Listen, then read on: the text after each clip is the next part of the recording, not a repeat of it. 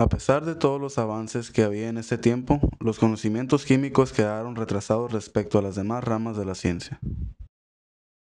El científico italiano Galileo Galilei fue quien protagonizó la aplicación de las matemáticas y mediciones cuidadosas a la física y estudió el comportamiento de los cuerpos durante su caída. Sus investigaciones condujeron a las conclusiones del científico inglés Isaac Newton, en su libro Principia Mathematica, publicado en 1687. Newton introdujo tres leyes del movimiento, que durante más de 2 siglos sirvieron como base a la ciencia de la mecánica.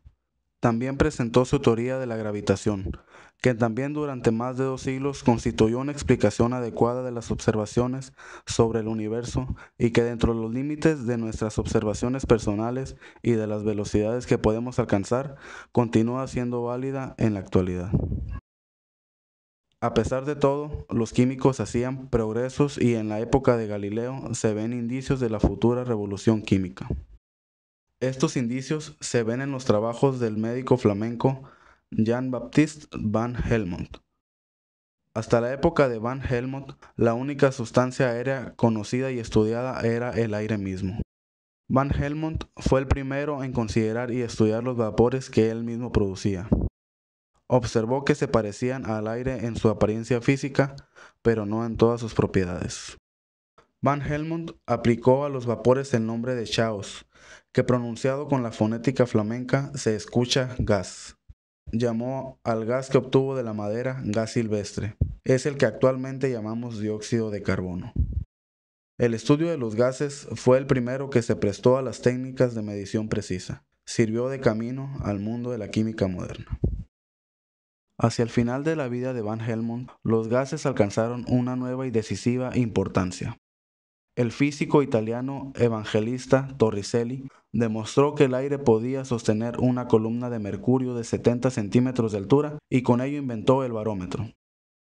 La presión ejercida por el peso de la atmósfera fue demostrada por el físico alemán Otto von Guericke. Inventó una bomba de aire con la que se podía extraer este de un recipiente, de manera que la presión del aire en el exterior no llegaba a igualarse con la presión del aire interior. En 1654, Guericke preparó 2 semiesferas de metal que encajaban mediante un reborde engrasado. Después de unir las 2 semiesferas y extraer el aire que contenían mediante una bomba, la presión del aire exterior mantenía las semiesferas unidas. Yuntas de caballos unidas a cada una de las 2 semiesferas y fustigadas para que tirasen lo más posible en direcciones opuestas, no lograron separar las semiesferas.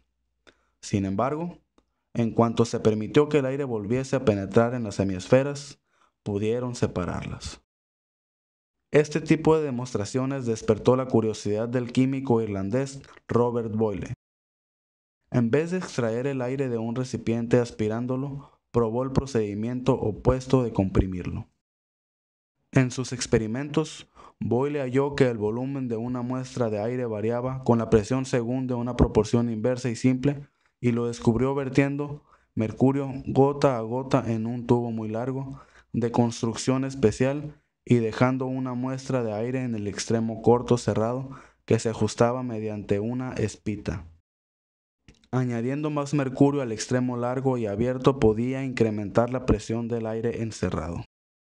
Si añadía suficiente mercurio como para someter el aire a una presión doble, el volumen del aire encerrado se reducía a la mitad.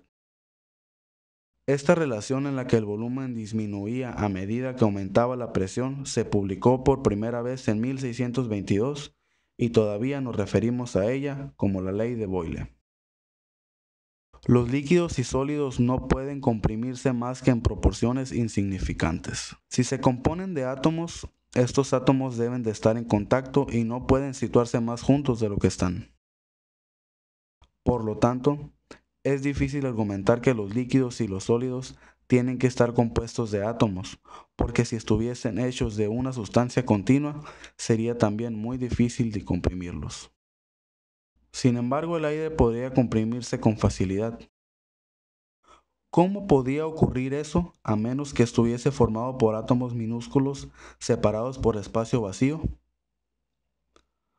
La comprensión del aire significaría simplemente la suspensión del espacio vacío en el volumen, colocando a los átomos en estrecho contacto. Si se acepta esta opinión sobre los gases, es más fácil creer que también los líquidos y sólidos están compuestos de átomos. A pesar de esto, los átomos seguían siendo un concepto nebuloso. No podía decirse nada sobre ellos, solo que si se aceptaba su existencia, era más fácil explicar el comportamiento de los gases.